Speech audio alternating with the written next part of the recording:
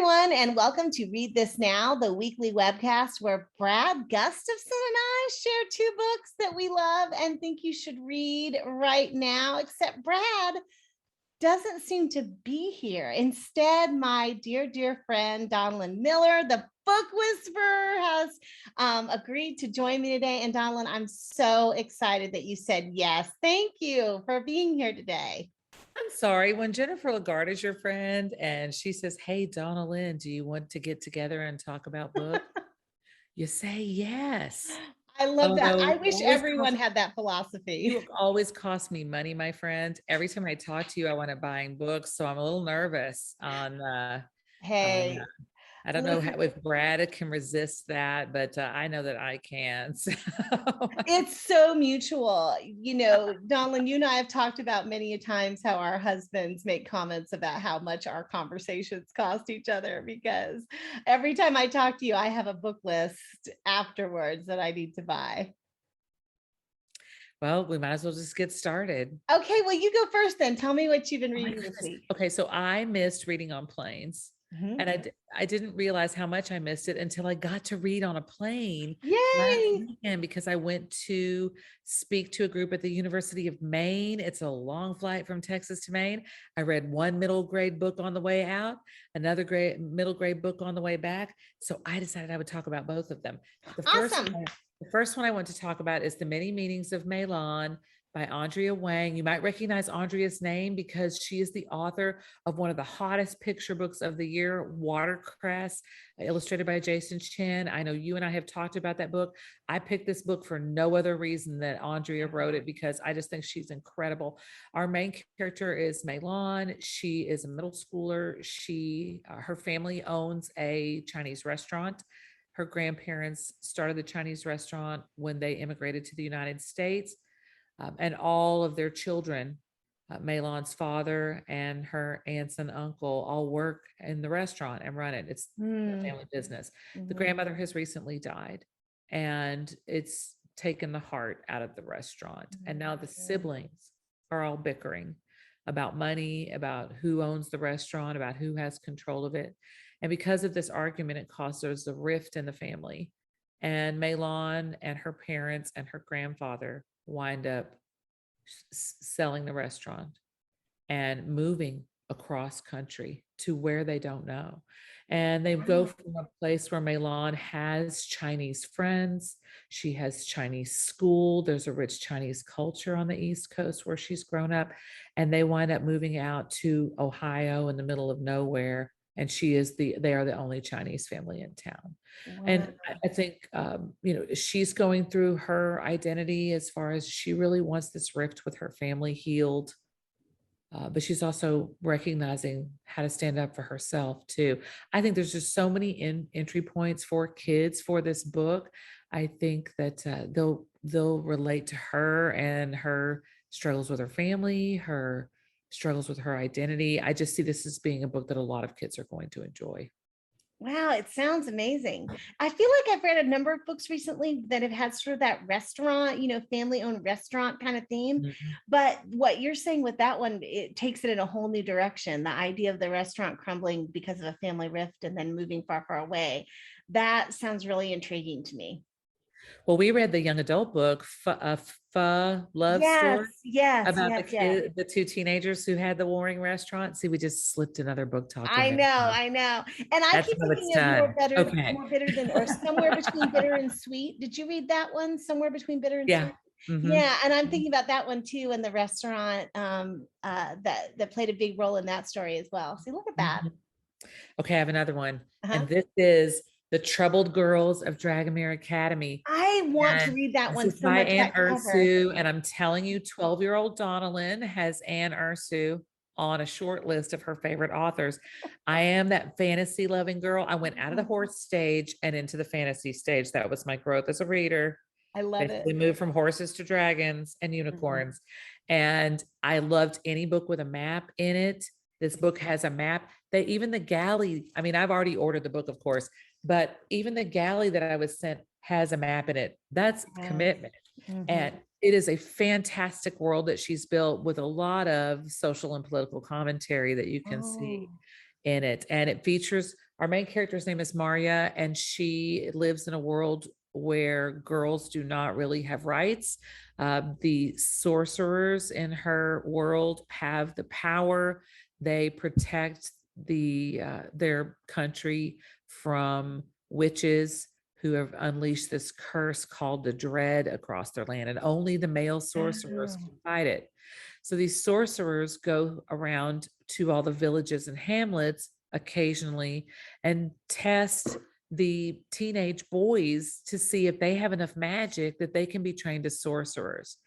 And so our main character has a brother, but nobody cares about her. She tends the pigs. She's a nuisance. Her brother is the golden child.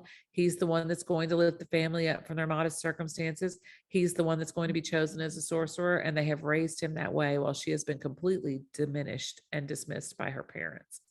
Well, the sorcerer comes to test her brother, and it's a disaster. Oh gosh. And as a result, Maria is taken away from her family and sent to the the Academy for Troubled Girls at Dragomir Academy.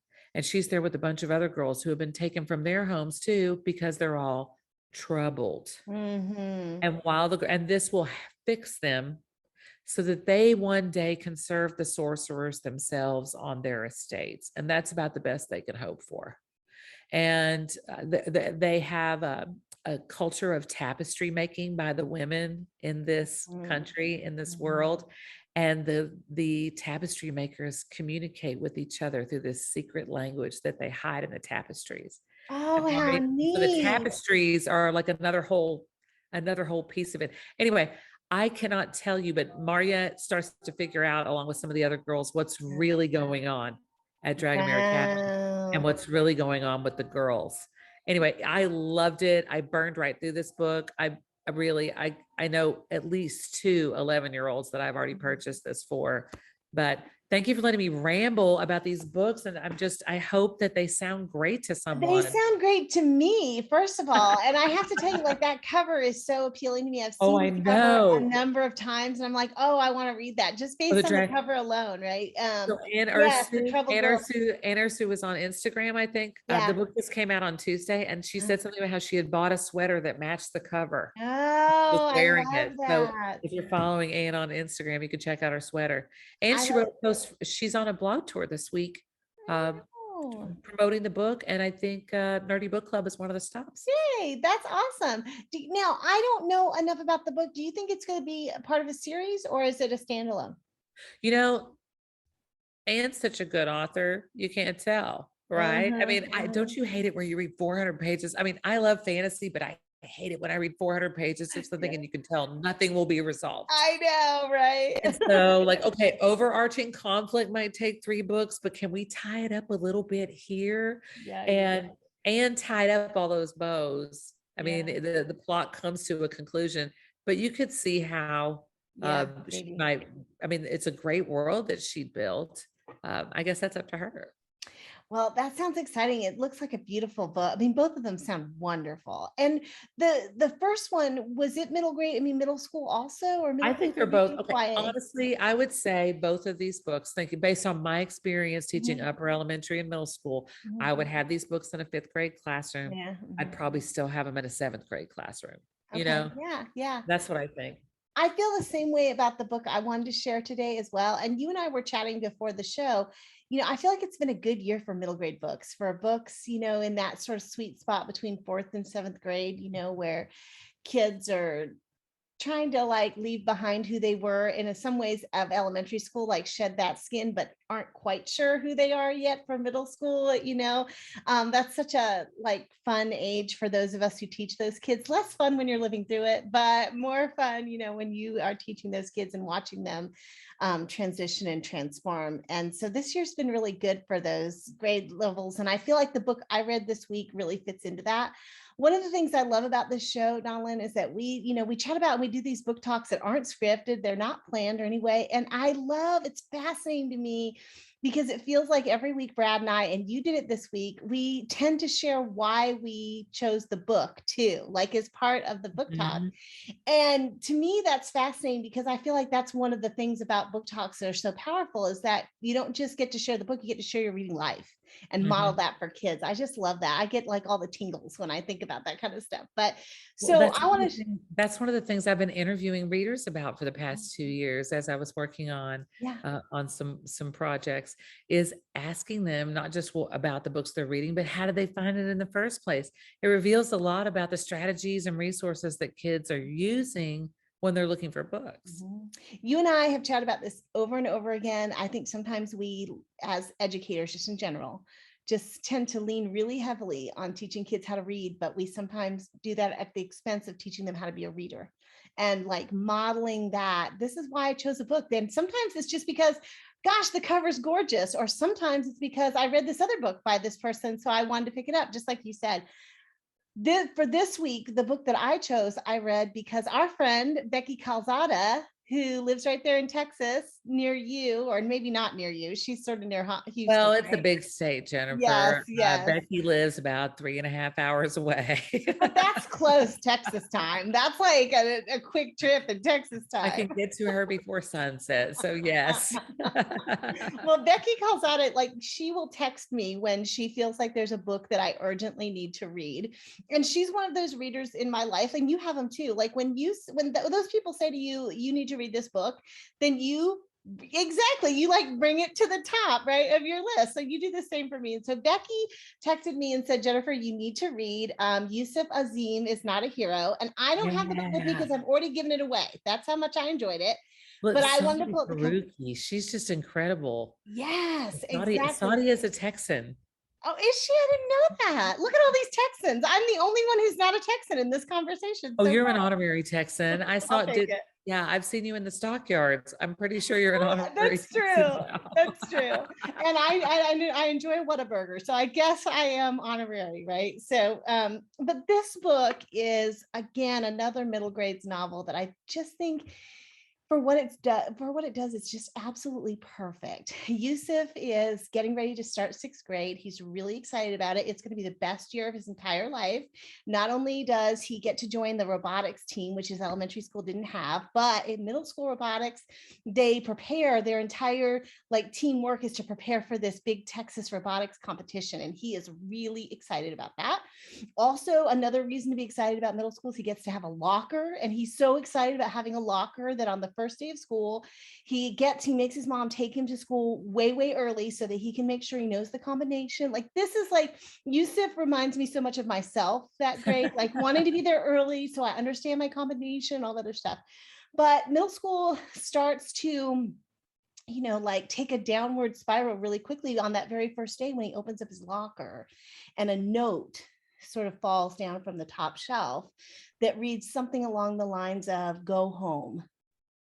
And then the next day, another note appears that says something along the lines of, we hate you, Muslims. And then another note that goes on about how you don't belong here. We are watching you, things like that, all of these things. And Yusuf is like a perpetual optimist, unlike his best friend Danielle, who is a professional like pessimist. The two of them balance each other out really, really well. And Yusuf wants to believe that the notes are a mistake, that they weren't meant for him, that they were left by the previous locker, owner, that kind of stuff. But as they continue to gather, and because it's the beginning of the school year, they begin to approach the 20th anniversary of 9/11, and members of their small town in Texas, again, we're sticking in Texas, in Fry, Texas, or I think it's Frey, Texas, actually, um, at the 9/11 Memorial Parade and celebration, a group that is known as the Patriot Sons gets up and gives a big speech about how, they're no longer going to consort with the enemy, that people who were the enemy of America have been allowed to stay in this country, and that's not going to be tolerated in Frey anymore. And those people who were responsible for taking down the towers in 9/11 better watch their backs because the Patriot Sons are coming for them. Now, of course, you know, Yusuf wasn't even alive when 9/11 took place. Yusuf's sister and he and his mother were all born right there in Texas. His father is an immigrant, but he got citizenship many, many years ago. Texas, their home is their home. They've never known any other place. There's no place for them to go back to. So then the story just sort of begins to, and this is the part that's the most beautiful about it, Donalyn, and in some ways kind of the hardest to explain, is that it just walks you through simultaneously what this journey is like for Yusuf as he begins to see how his classmates and teachers and community react to this hate that his little community, the Muslim community, is experiencing, while also he gets to simultaneously read the journal of his uncle who experienced something very, very similar actually when 9/11 took place. And so these two parallel stories are happening at the same time. And it brings Yusuf to a place where he has to decide whether or not he's going to live in fear or he's going to try to do something about it, even as a sixth grader who's just starting middle school. So sounds like so complicated, but it's done so beautifully. There are moments I literally laughed out loud, LOLs, like guts, like busting LOLs in this book, but also where I had to grab the tissues because there are some moments that really make you want to cry. So I want to hold up this beautiful cover one more time. To me, it's one of the best middle grades that came out this year. And thank you again, Becky Calzada, for telling me I had to read it right now, because I really did. Saadia Faruqi writes the best families. She really does. This family's so great. She really does. So I'm excited because, she wrote the Yasmin series, Yes. which I highly recommend to people for their younger readers. But, I love it that we're seeing so many authors like Saadia and Renee Watson and others who may have started on one end of the grade level spectrum for readers, but they're expanding their range to include more grade levels. I mean, I love the idea that a kid can read one of Saadia's books in first grade and still read her in fifth grade or sixth grade, or, one of Renee Watson's books in third grade and still read her when they're in 10th grade. It's exciting. I love that. I have to say one other thing just about this book, and that is that one of the things I think she's an expert at doing in this book is that all of the peripheral characters are so fully developed. Like I fell in love with Yusuf and his family, but I also fell in love with his entire bands of friends and their families and everybody else. And so now I'm just going to need her to write a lot of books set in Frey, Texas. Maybe she will. I hope she will. Maybe she will. I know you're not her audience though, Jennifer. You need to get some 12-year-olds to work. I know. But maybe she will. Maybe that's her plan. Who knows? She definitely could. These characters are going to live in my heart for a long time. And I think a lot of 10, 11, 12-year-olds, 13, etc., will really fall in love with these kids and want to know more about them. So, well, let's hear it for these great middle grade books. Wow. That's right. Well, thank you, Donalyn, for doing this with me this week. Well, I know I'm not Brad, but I hope I was a suitable stand-in. Listen, I live every week Dr. Gustafson know that he's a hard act to fill. He is. I spend every week recognizing that I'm not Brad Gustafson. I know how you feel. Like I know you don't need to be, because you are amazing all by yourself, my friend. Back friend. At you, girl. Back at you. Now, that being said, it's typically Brad's job at the end of our show to share the webpage where we archive all of our shows, and also the book list that we have been creating for, it's hard to believe, Donalyn, but we've been doing this show for 3.5 years, which means that our list contains tons and tons of book recommendations, along with the book talk videos. If you are just bored and want to do nothing but watch our show, fantastic resource. Why wouldn't you want to, right? So people who are interested in that, it's bit.ly/read_this_now. And Brad will be back next week, but thank you so much for standing in as his substitute this week. I know he will feel as though you have left a big spot for him to fill when he returns. Thank you, Jennifer. Happy reading. Happy reading, everyone.